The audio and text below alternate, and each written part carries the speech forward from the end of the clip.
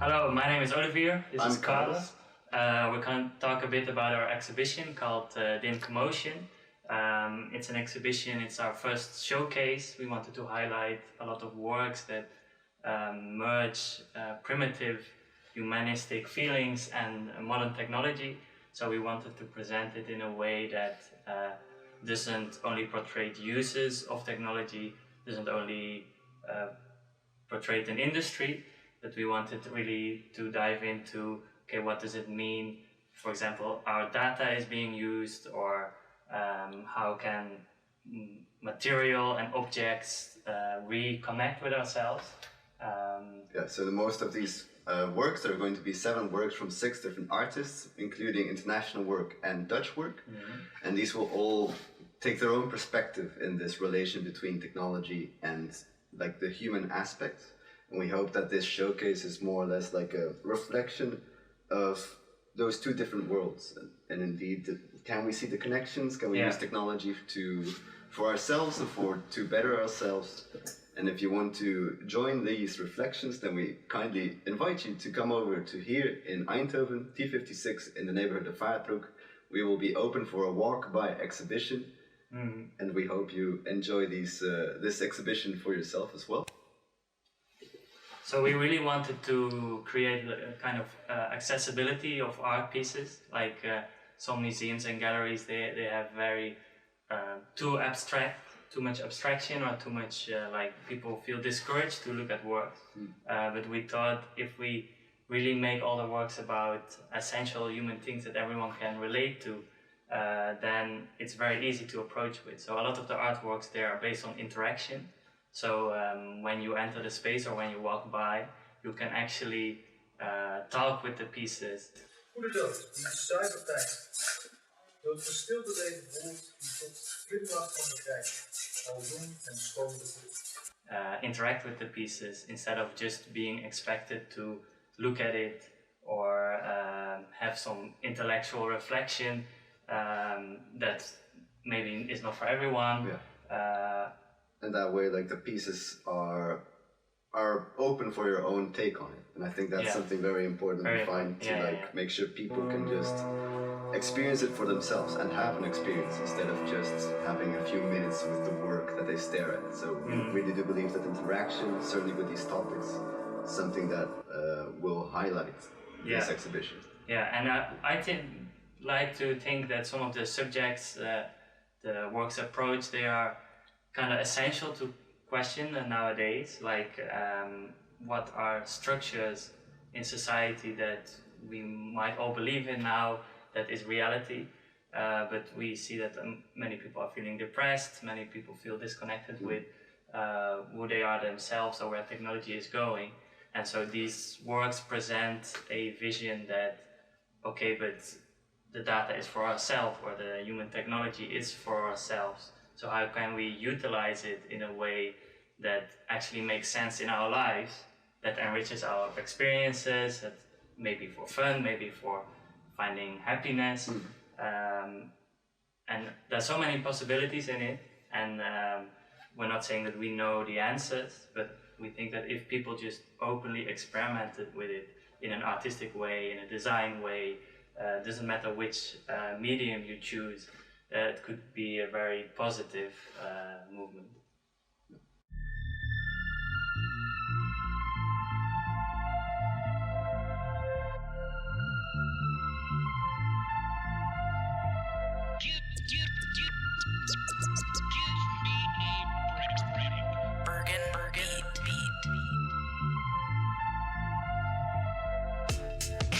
Mind your business, maybe, and do something more productive with your day.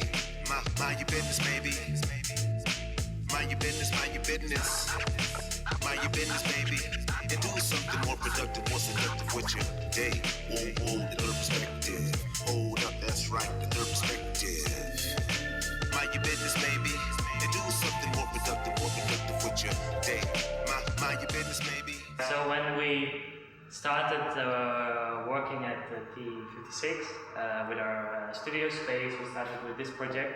It's called DINN, and we were really fascinated with the interactions of human emotions.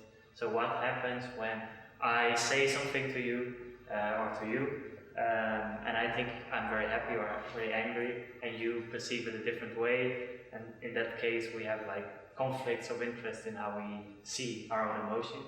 So we wanted to use technology, like artificial intelligence, servo motors, things like that, to give people a moment to themselves with their own emotions, see, okay, what does an algorithm perceive as my emotions, what could another human perceive as my emotions, and where is my self-image.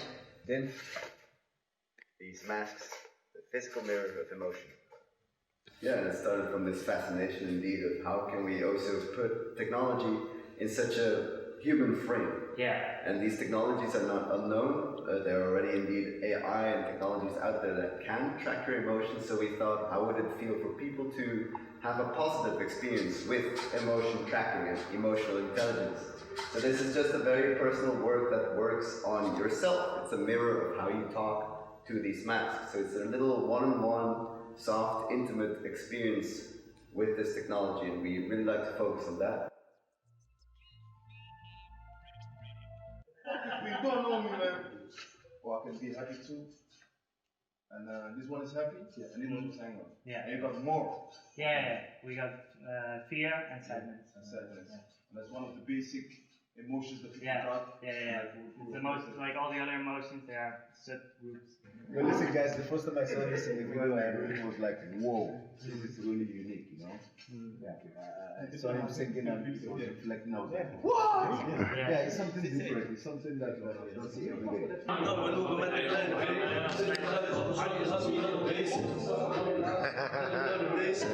started the project.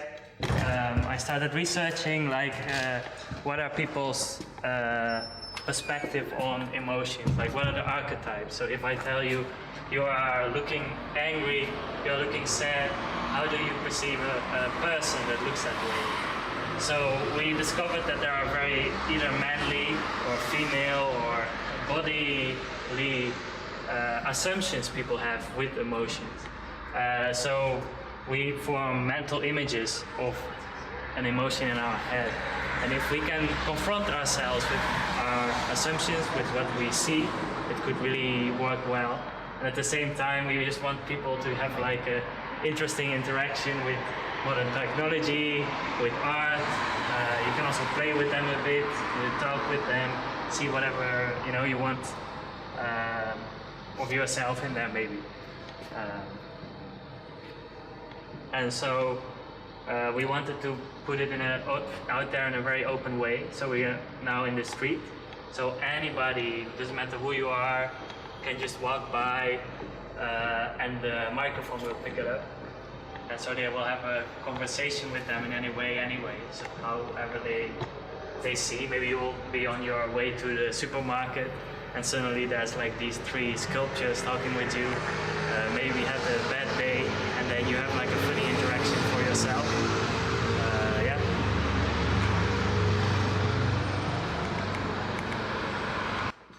And also to tag along on the sensitivity, we have 2 artists like Ildi and Quintus. They both tackle these subjects on a more humanistic way, where the physicality of things is more important. So Ildi's work really revolves around reconnecting with your senses in a world where digital screens and digital means are taking over our habits. I'm Ildi. I made this work about the duality of physical and virtual digital space, and it plays with the tactile resonance of solid objects.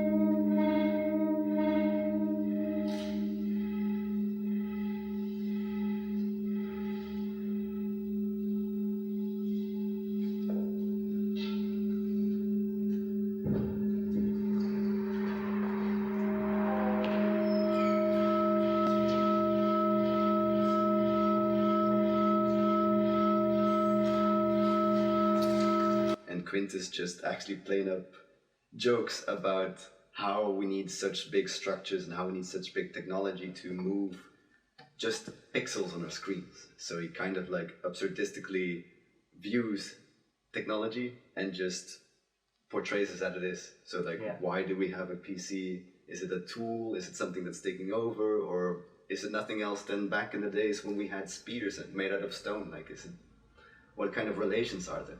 Yeah. So I think in this exhibition, those relations between you as a human being and the technology we have around us is going to be the main thinking part of the subject.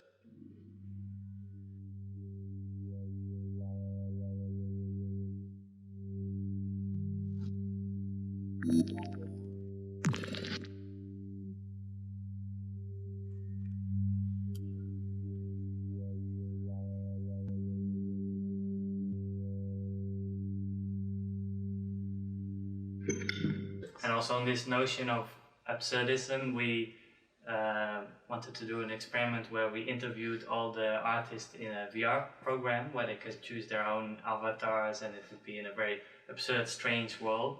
And we noticed that during these chats with them, they were really comfortable very quickly to talk about very personal issues, very personal struggles and their ideals of life.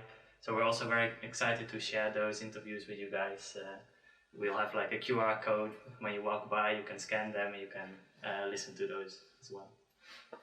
So this is Man Equals Machine, a work by Brazilian artist Alexandre Andrada. He's currently working in Prague and Oliver met him personally over there. His work takes the notion of how data and technology has mutated into something that isn't more about sharing human things. For example, like social media websites, it started off sharing funny moments of your life and funny moments of videos you had. And now it's just bombarded with advertisements or people trying to scam you. And he took this notion and thought to himself, well, how can we change it? So he managed to log his own data and create a visual about it. So in this work, he proposes a way to become autonomous about your data and use it for improving yourself. So in this abstract visual, he is telling his story of how he struggled with his personal conditions, how he struggled with getting outside or even actually going outside, running, stepping, and all these things are super abstracted, but for him, it's easy to see, okay, maybe I need to focus on this part of the visual and try to improve that aspect of my life, or maybe this other part is telling me that I need to go out a bit more. And that way he can take the data and be a more reflective, personal outlet for that. He makes that for himself with this work. So we've met most of the artists personally. For example, I met two of the artists, Alexander and Anthony, in Prague. And I had a lot of conversations with them about activism, about how can we change things or how can we actually achieve positive direction. And I was always like, I want to fight, I want to make changes by making big pieces that kind of shout at people. And they were more talking, especially Anthony was talking about little changes and about how you don't only need like a fighter, but you also need people that really think about civil and sensitive matters. And I thought it was really inspiring for maybe a lot of people that think, okay, my interaction with the worlds are not really meaningful, or they don't talk about big things, so why should I do it? But I think with these works and also these artists present a way like, okay, every small interaction matters. And so it's also nice to present unfinished works just because it creates a conversation, and even if it doesn't have a finished statement yet. If you want to join these reflections, then we kindly invite you to come over to here in Eindhoven, T56 in the neighborhood of Vaartbroek. We will be open for a walk-by exhibition, and we hope you enjoy this exhibition for yourself as well. Yeah. So once more, thanks to OMCartel for having us on this podcast, and we hope to see you there. More productive with your day. Mind your business, baby. Mind your business, mind your business. Mind your business, baby. And do something more productive, more seductive with your day. Whoa, the third perspective. Hold up, that's right, the third